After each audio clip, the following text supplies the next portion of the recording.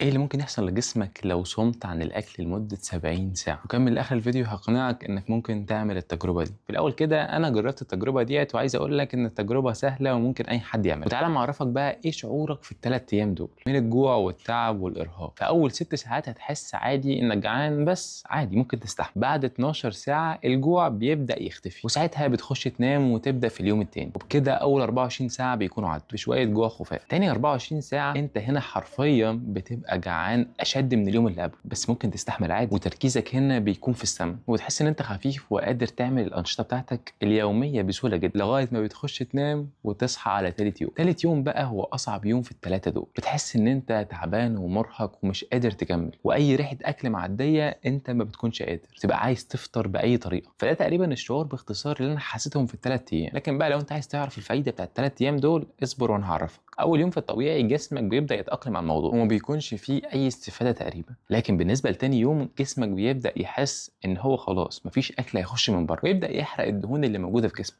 ويطلع مركبات اسمها الكيتونات. الكيتونات دي بتطلع نتيجه لحرق الدهون. فهنا الناس اللي عايزه تخس في الدهون ممكن تعمل التجربه دي، بس للاسف خروج الكيتونات دي بيكون ليها شويه اضرار. يعني مثلا ريحه بقك هتبقى وحشه وريحه العرق بتاعتك هتبقى وحشه شويه، بس ما تقلقش من ريحه بقك. اول ما تغسل سنانك وتستخدم الغسول بتاع الفم الريحه دي هتروح. وبالنسبه للعرق مش محتاج اوصيك، الديودرنت اساسي كده كده سواء بتعمل التجربه او لا. نيجي بقى لتالت يوم. تالت يوم ده اهم يوم في الثلاثه من حيث الصيام، لان تالت يوم جسمك بيبدا يفعل عمليه اسمها الاوتوفوجي. الاوتوفوجي ديت يعني الخلايا بتبدا تاكل الخلايا الميته او اللي خلاص بتحتضر. يعني من الاخر جسمك بيبدا يشتغل بآلية كده للبقاء، بيبدا يتغذى على الخلايا اللي موجوده جوه الجسم. ومن هنا امراض كتير بتبدا تختفي زي الالتهابات المزمنه، وان الريسبتورز اللي موجوده بتاعت الدوبامين بتبدا يحصل لها ريست. يعني ايه الكلام ده؟ يعني المستقبلات بتاعت الدوبامين اللي انت كنت متعود وانت بتاكل تحس بمتعه الاكل، مع السكريات والاكل اللي مليان اطعم دلوقتي انت ما عدتش بتحس بطعم الاكل. فالتجربه دي اتعملت خصيصا عشان الفايدتين دول، عشان تقلل الالتهابات المزمنه وعشان تعمل اعاده تهيئه لمستقبلات الدوبامين، عشان لما تيجي تفطر بعد الثلاث ايام دول تحس بطعم الاكل. والمسموح في الثلاث ايام دول انك تشرب ميه بس، او تشرب اي مشروبات ما فيهاش سعرات حراريه ولا متضاف ليها سكر سواء دايت او سكر عادي. وللاسف اخواتنا في فلسطين مجبرين يمشوا في التجربه دي مش 70 ساعه ولا 100 ساعه، لا ممكن يقعدوا بالاسابيع والشهور بياكلوش اكل زينا. فتحمد ربنا على النعمه اللي انت قاعد فيها وتدعي لهم ان ربنا يقويهم ويصبرهم. وطبعا لو انت تعرف تساعدهم باي حاجه